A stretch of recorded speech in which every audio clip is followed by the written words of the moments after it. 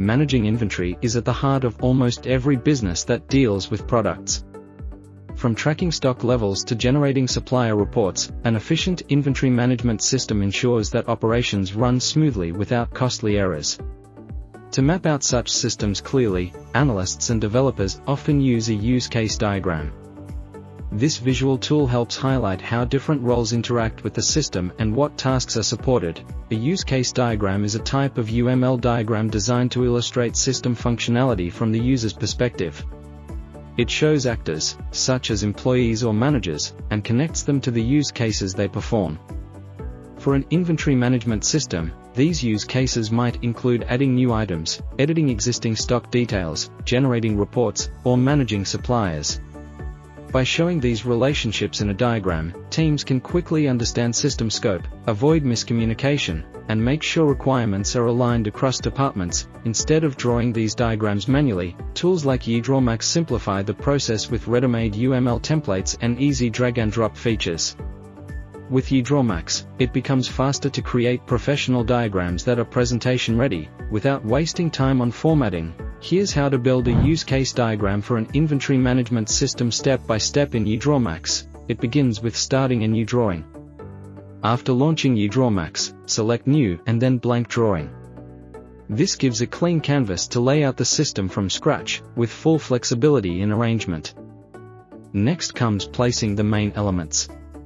Start with the system boundary box labeled Inventory Management System. Inside, add the main use cases, such as add inventory item, edit inventory item, generate inventory reports, and manage supplier. Outside the boundary, place the essential actors, inventory manager, warehouse staff, and sales manager. This setup forms the framework of the diagram. Once the elements are in place, style them for clarity. EdrawMax provides formatting options like soft colors, distinct shapes, and balanced spacing.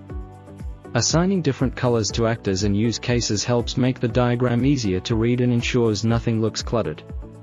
A clean design is especially important when presenting to stakeholders who may not be familiar with UML standards. After styling, connect the actors to their relevant use cases. For example, the inventory manager links to add inventory item and edit inventory item.